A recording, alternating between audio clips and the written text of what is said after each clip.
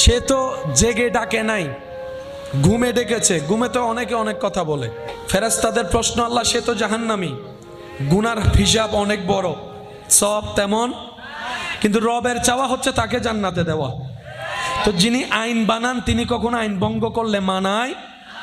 রব তো আইনের মধ্যে একদম আহকামুল হাকিমিন।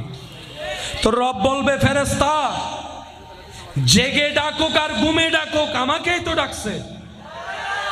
আমার বান্দা ঘুমের মধ্যে আমাকে ডেকেছে, এটা আমার পছন্দ হয়েছে, তার একবার ডাক আমি কবুল করেছি, সেটাকে এক পাল্লায় রাখ, সারা জীবনের গুনাহ আল্লাহ অন্য পাল্লায় রাখ। ফেরেশতারা যখন দেখবে ওই অবচেতন মনে একবার রব ডাকাটাই সওয়াব বাড়ি হয়ে যাবে।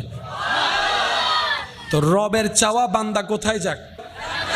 রব তো এত দয়াবান, মুসা নবীর একটা গুনাহগার উম্মত কুকুরকে পানি খাওয়াইছে, আল্লাহ সারা জীবনের গুনাহ মাফ করে দিয়েছে।